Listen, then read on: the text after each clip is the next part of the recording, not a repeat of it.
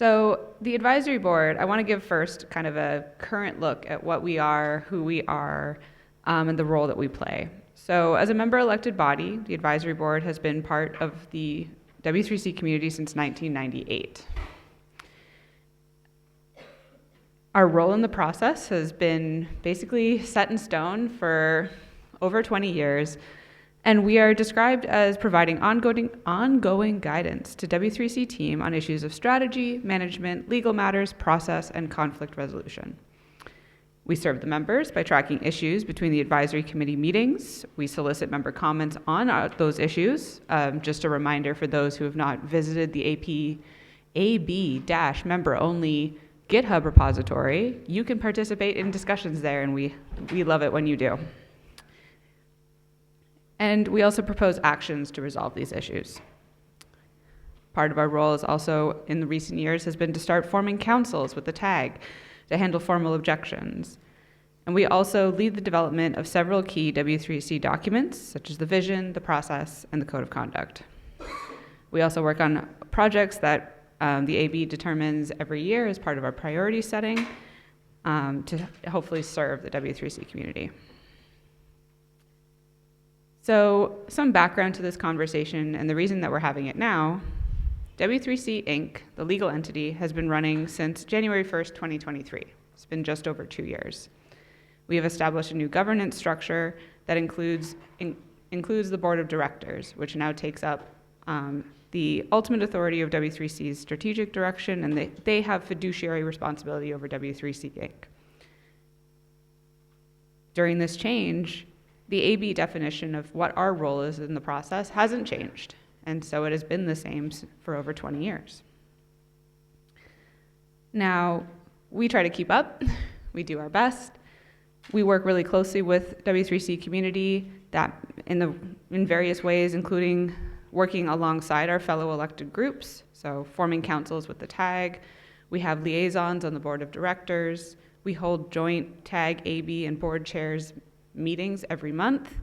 We also hold joint meetings with the board of directors when we can, and we have been trying and plan to keep trying to hold more meetings with the tag as well. We also make sure that we're communicating with members, doing things like running discussions in the AC forum, on the AB-led monthly member meetings, meet the candidates type events, and wherever we can get there.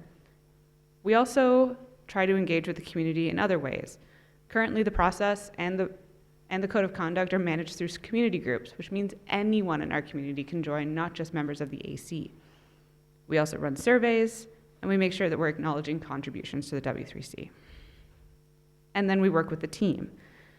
Management and team contacts are always present in the AB meetings. Amy has been an invaluable part of the AB work, and I can't thank her enough.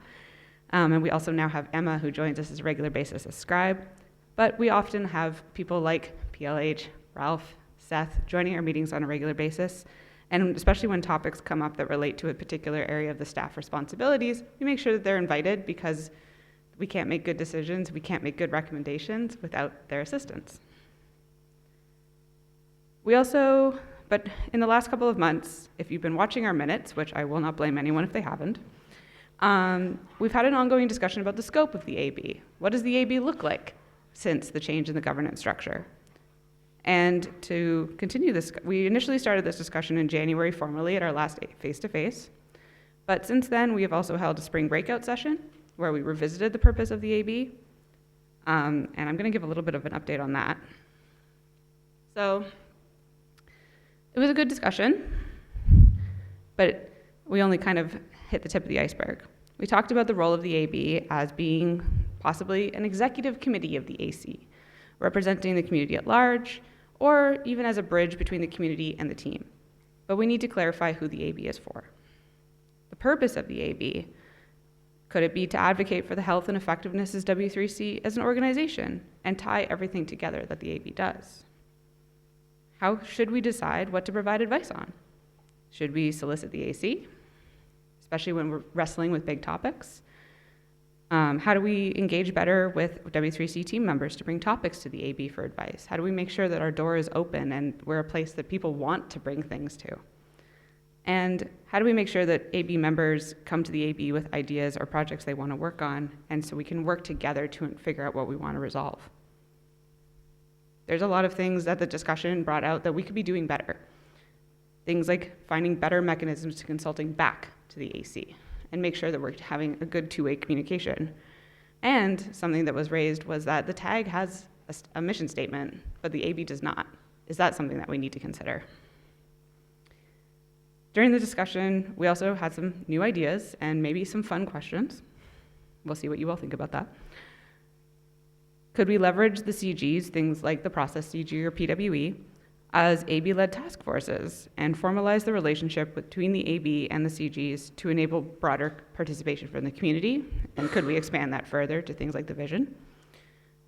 Could we encourage the AB to form a technical advisory group, but not a technical advisory group, to focus on particular technical topics, but from a strategy perspective? So we're not analyzing the tech so much as we're leveraging member engagement and developing roadmaps and approaches to help W3C move faster on figuring out what to do with emerging technologies, things like AI.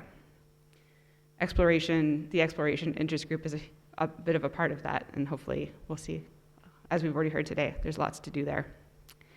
And this is the fun, spicy question. If the AB disappeared tomorrow, what would we lose? What would change? What wouldn't change? These are the kind of questions that were raised in the breakout session, and maybe they'll get raised again today. Why are we having this discussion? There's an AB election. You may have seen it in your email inboxes. Starting on April 1st, so you may have seen the email last week, there is an AB election coming up. There are 7 seats for election in this AB election, which marks a pretty huge shift in the makeup of the AB, and I think an opportunity for us to transform and change and become something potentially new. The deadline for nominations is April 30th, midnight Boston time, which is Eastern, 3:59, or midnight Boston time on April 29th, 3:59 UTC. The election is scheduled to begin on the 1st of May, and if anyone is curious and wants to know what it's like to be on the AB and maybe considering running, I have provided a link here for being on the AB, which is our document that kind of outlines what it's like to be on the AB. But please consider running, or think about people that you might want to run. I want to call this out. You do not have to be an AC representative to be a member of the advisory board. I am not an AC representative. We have had invited experts be on the advisory board. It is not necessary to be an AC rep. You do have to be nominated by an AC rep. That's the only caveat. So please join us. So thank you for listening to me. Hopefully I don't have to talk much more. I'm gonna quickly pivot over to having Max come up to talk to us quickly about the vision, and then we'll go over to the breakout.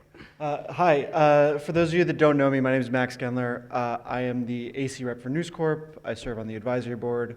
I'm here to talk to you about the vision. You've heard about it before, hopefully, or if it's your first time here, you've never heard about it before. But listen up, this is important. After going through wide review, the AB recently voted to move the vision to statement, and that requires a vote of the AC. The vision is a document we've been working on for, I believe, 5 years, Chris.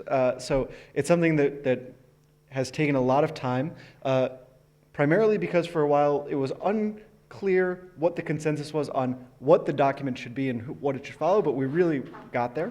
And the core idea really is a guideline of the core values and the vision of what our consortium does and why it does it, really, right? This is something that guides both what the AB does, what the tag looks into, but also the team and how they sort of prioritize what they work on and how we move forward.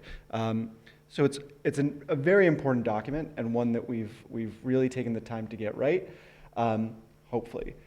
What I do want to say is that it's not perfect. We know this. You know, as a consensus-built organization, there's a lot of people that feel that it's not exactly what we want to have as the vision of the W3C, myself included. But this is our best consensus on what people think from all different parts of the organization.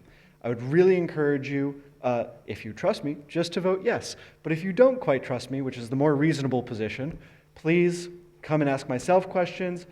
Chris Wilson and Tanya Chalik are our two editors at the moment. Please ask them questions. We're very happy to talk about it. That is not the focus of the breakout session, but if you're tired of the breakout session questions that are the focus, throw them out, we'll see, I don't mind answering questions during someone else's breakout session. Thank you all very much. I hope we can get this passed because I do think this is a massive step forward for the vision, and frankly, immediately after we pass it, we're working on Vision 1.1, so I really look forward to that as well. Thank you all.